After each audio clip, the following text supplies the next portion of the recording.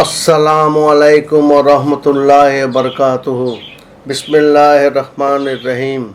मेरे मोहतरम दोस्तों, बुजुर्गों, भाइयों और बहनों, अब हमारा हेल्थ सीरीज चल रहा है, तो कई दिन तक इसी के ऊपर बात करने का इरादा है कि देखिए, एक तंदुरुस्ती हजारों नियामतों से बढ़कर है। अक्सर ये सुनने में आता है, लेकिन इसके माने को समझ में नहीं आती। जिसके मतलब क्या है कि एक तंदुरुस्ती के लिए हजारों नियामतों को कुर्बान करना पड़ता है। हम क्या चाहते हैं, हजारों नियामतें भी हम इस्तेमाल करें और तंदुरुस्ती मिल जाए। ऐसा नहीं है, इतनी आसान सौदा नहीं है। बहुत कुछ को, हजारों नियामतों को कुर्बान करना पड़ेगा। बहुत कुछ खाने का मन करेगा, नहीं खाएंगे। बहुत कुछ इस्तेमाल करने का मन करेगा, नहीं करेंगे जी।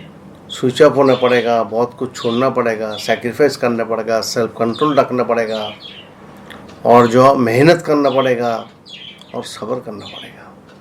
हमारी जो दारुल कुलूब के जो सबसे बड़ा जो थीम है ना, कि जो दावत के वो दिल के राज के लिखा हुआ बाया तरफ जहाँ दावा है कि सेल्फ कंट्रोल, सैक्रिफाइस, पेशेंस और हार्ड वर्क, ये है ज़िंदगी की सबसे बड़ा उसूल। ये घोड़े का उसूल है ये, कि जब घोड़े को रोकता है रोक देता है, जब डायना के लिए कहा जाता है तो डायना चला जाता है, जब उसको रीन को पकड़ के बाएं तरफ खींच जाता है रीन भागता है, फिर जब उसको थोड़ा से भी एक हंटर लगाते हैं तो दौड़ते हैं। तो ये चार सिफात है। देखिए, बार बार कहता हूँ, ज़्यादा बोझ दिल दिमाग के ऊपर ज़्यादा बोझ ना डालिए किसी भी हाल में भी। अपने आप को ऐसे कामों में मशगूल ना कीजिए जिससे आपको दिल दिमाग में स्ट्रेस फैल जाए, कि वो स्ट्रेस जो बीमारी और हलाकत के सबब बन जाए। बहुत बड़ी प्रॉब्लम है दुनिया के स्ट्रेस को संभालते ही आदमी को ज़िंदगी लग जाती है। इतने बारीक मसला है स्ट्रेस की। सारे बीमारी का जड़ है हाई ब्लड प्रेशर और स्ट्रेस। शैतान बड़े बड़े ख्वाब दिखाएगा, आसमान में बड़े बड़े ऊँची ऊँची ख्वाब दिखाएगा और झूठे वादा दिला के कामयाबी के बड़े बड़े वादा दिलाएगा, जिससे वो आपको और हमको बर्बाद कर सके। इसलिए बहुत चौकन्ना होकर ज़िंदगी रहना है। सबसे पहले कि अपना तंदुरुस्ती के लिए सबसे पहले अपना पेट के निज़ाम को सही रखने की कोशिश करें।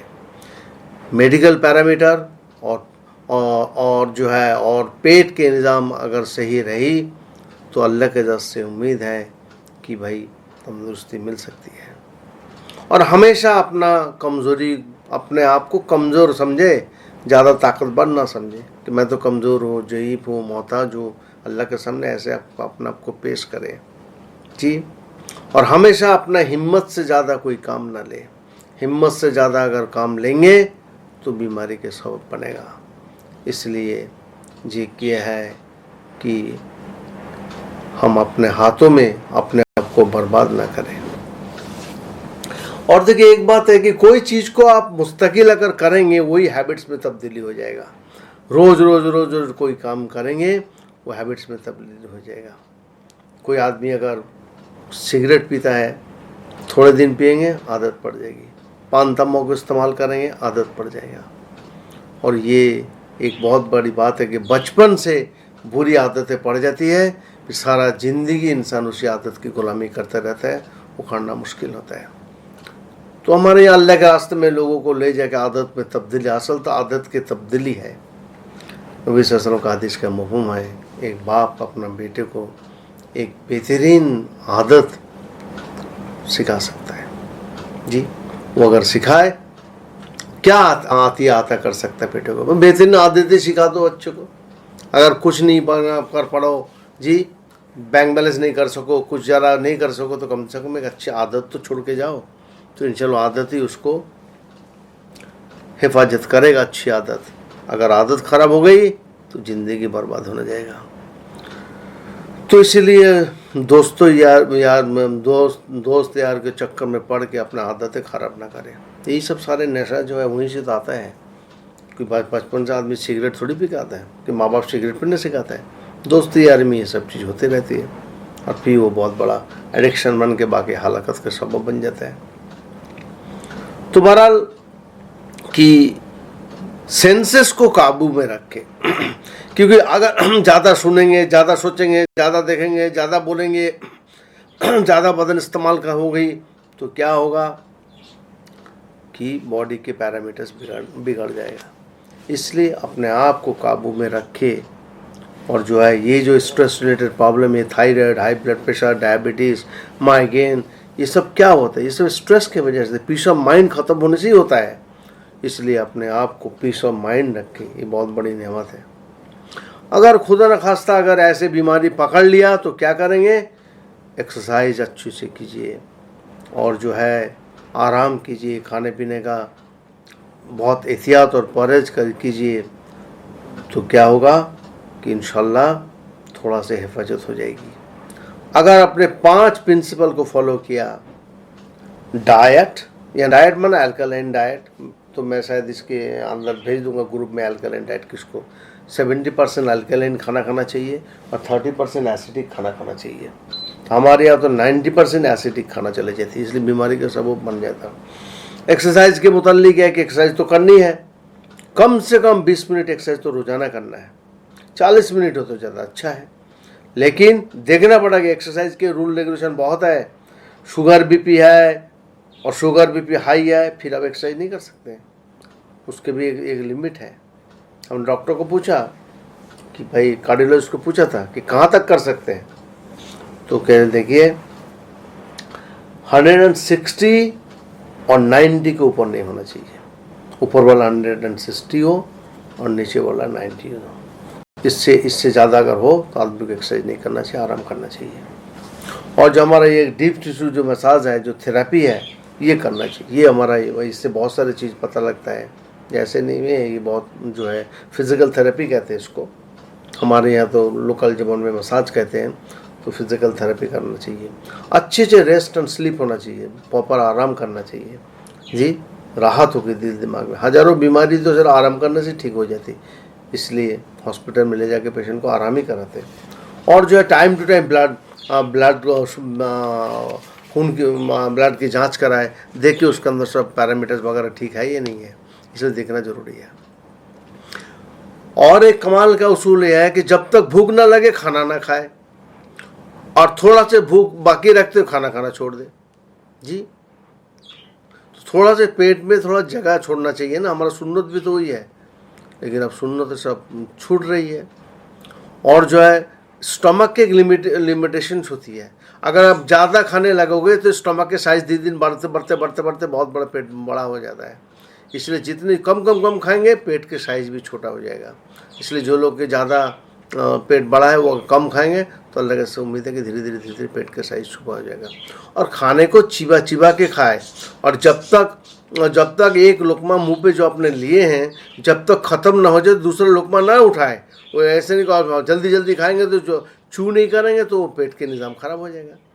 तो इसलिए अच्छे से चू करना चाहिए, अच्छे से चिबा के खाना चाहिए, आहिस्ता आहिस्ता खाना चाहिए। और जो खाने के साथ साथ पानी ना पिया करे, क्योंकि फिर क्या होगा, वो डाइजेस्टिव जो जूसेस निकलता है ना, तो ये माना भी है, दिन में भी माना है। तो एकदम से खाना खाने के बाद ही वो खट के बहुत सारे पानी पी लिया तो फिर वो डाइजेस्टिव खाना हजम नहीं हुआ, डाइजेस्टिव जूसेस ख़राब हो जाएंगे। तो इसलिए उसको इस्तेमाल करने के लिए कि अब पानी ना पे, पानी बाद में पे, ये एक बड़ा उसूल है। और देखिए बाद लोगों को मिजाज में बहुत चिड़चिड़ापन होता है हाई ब्लड प्रेशर की वजह से, और लोग समझ रहे हैं इसको शैतान भयका रहे। तो शैतान भयका नहीं ना, वो बॉडी के अंदर ब्लड प्रेशर हाई है, इसलिए आदमी चिड़चिड़ा रहा है, बदमिजाज बन रहा है। तो इसलिए वो ब्लड प्रेशर नॉर्मल रहेगा तो आदमी चिड़चिड़ाएगा नहीं। ये चीज़ें हैं, ये सब चीज़ें समझने की बात होती है। और देखिए एक चीज़ और दिखाऊँ कि कुछ लोगों को वो डायबिटीज़ की वजह से क्या होता है ना, हाई ब्लड प्रेशर, डायबिटीज़ की वजह से हाई ब्लड प्रेशर का दवा खाते हैं, और रात को बार वॉशरूम में जाना पड़ता है यूरिनेट के लिए। उससे क्या होता कि नींद खराब हो जाता है, और नींद खराब होता है सारा दिन ड्राउजी भी महसूस करता है जी। और जिनको ब्लड शुगर है वो किसी हाल में 1600 कैलोरी से ज़्यादा ना खाना खाए, और जहाँ तक हो सके कार्बोहाइड्रेट अवॉइड करे। रोटी चावल ब्रेड को अवॉइड कीजिए अगर ब्लड शुगर है बस वही है कि वो अगर चम्मच से खाना है, एक दो चम्मच खा लीजिए, बाकी ब्लड शुगर कंट्रोल नहीं होगा जी। और माइंड को स्ट्रेस फ्री करे। अगर माइंड में स्ट्रेस होगा तो ब्लड शुगर +100 हो जाएगा, जितनी ब्लड शुगर है नॉर्मली वो 100 हो जाएगा। इसलिए माइंड को स्ट्रेस फ्री रख के हमेशा। अगर आपने ज़्यादा खाना खाया तो इंसुलिन भी काम नहीं करेगा, दवाई भी काम नहीं करेगा, ये। और लाइट खाना खाए, डायबिटीज आदमी ज़्यादा हेवी खाना ना खाए, फिर इंसुलिन काम नहीं करेगा जी। तो ये सब जो है हमेशा ध्यान में रखे। और एक बात ये है कि रमज़ान में और ईद वगैरह में ना आदमी ज़्यादा खाना खा लेता है, फेस्टिवल में, शादी ब्याह में, तो उससे क्या होता, ब्लड शुगर बिल्कुल कंट्रोल नहीं रहता। एक बहुत बड़ा ये आफत है कि बहुत एहतियात किया जाए। तो इंशाल्लाह मैंने जैसे भी कहा है, अगर अल्कलाइन डाइट खाएंगे कि भाई 70% तो अल्कलाइन हो और 30% एसिडिक हो तो चल सकता है।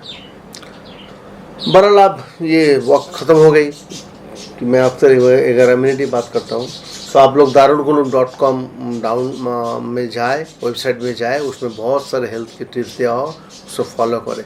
ज़िंदगी बनानी है, गुजरना नहीं है, मेहनत करके इसको बनानी है। अस्सलाम वालेकुम रहमतुल्लाहि व बरकातहू।